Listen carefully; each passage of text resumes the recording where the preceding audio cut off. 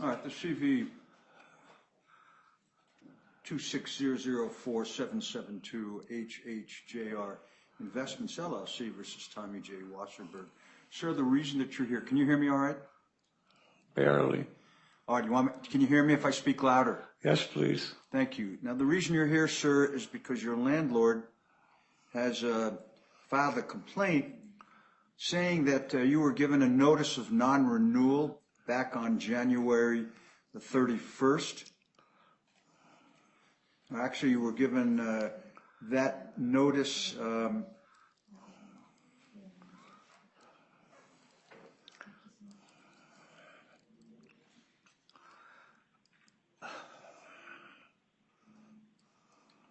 Mr. Powell, I don't see the date on here. I see when it was mailed January the 12th, or it was delivered back to the original sender. What's going on with this? Give me just a second, Your Honor.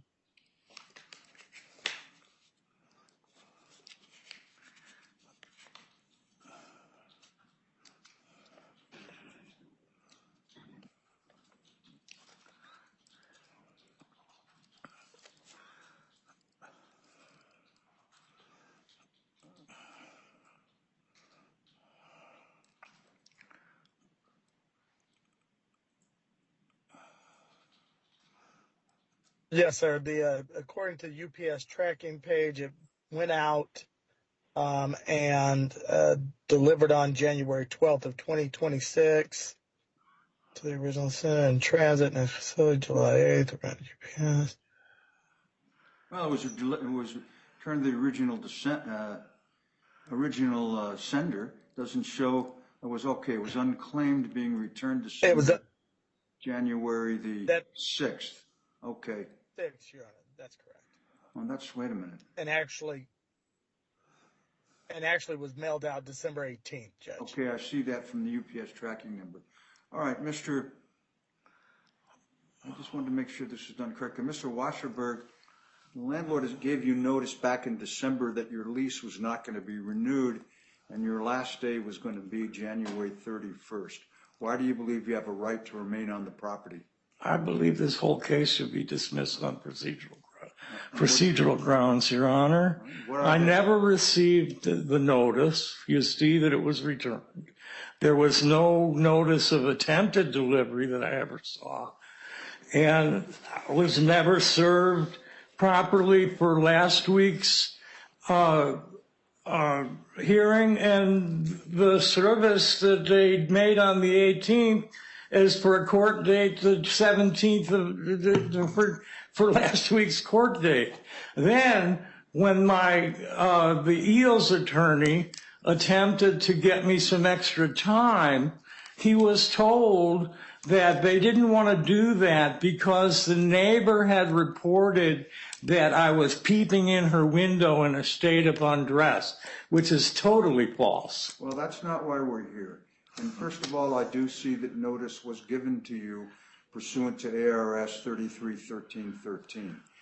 The postal records from the tracking information are quite clear that they attempted delivery. You don't have to sign it. So I'm finding that notice was appropriately given pursuant to the statute based on the postal records that are filed. Now, in regards to service, let me see what you're referring to. Give that to my clerk.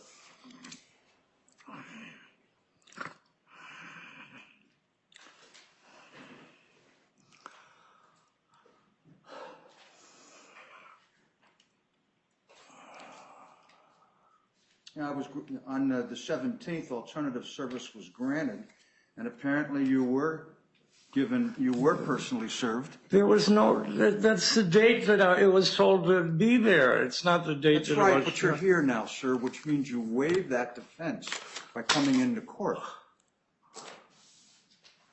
And you were personally served. If it was on the 18th, today is the 25th, and it was continued accordingly. I don't understand why I waived anything when the date on there was for the 17th. Yes, sir, and it was continued till today. Why didn't it say that I should show up today? Okay, sir, you're here, are you not? That has nothing to do with what's on the paper. Sir, that's not correct. I'm not going to argue with you. I'm finding service was appropriately made, and the rules are very clear that if you come into court, you waive that issue. You're here. And counsel has avowed, and he's sending in the return of service, you were personally given the new date, and that's why you're here. And so I need to know what is your legal basis why you believe you should remain on the property after the landlord gave you appropriate notice. Because I assert that the notice was inappropriate. Okay. And the reason for canceling the lease, which according to the information sheet, it says the landlord must provide a tenant with written notice saying why the eviction process has started. They didn't do that.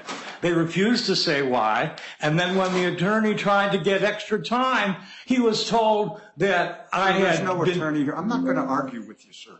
And you keep your voice down. Okay, here's what's going to happen.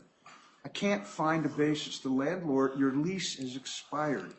Therefore, and the landlord doesn't have to give you a new lease. There's nothing that says that the landlord has to renew if that's the case. Now, you're going to have to move as early as March the 3rd. I'm not finding there's a legal or a factual basis for you to remain on the property. Service was good. Notice was good. And if you disagree, you have 5 calendar days to appeal to the Superior Court. But I'm telling you, the postal records make it very clear, pursuant to ARS 33-13-13, and clearly you were served and you're here. Mr. Powell, what are your fees, costs, and other damages? Yeah, he's coming in right now. He lost power. Oh. He's on.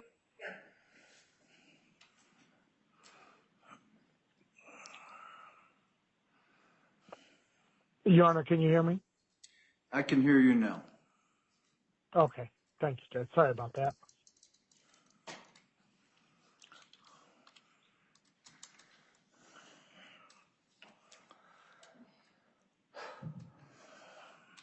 Mr. Powell, I need to know the basis of any fees and costs you're requesting. I'm going to grant your request for a writ.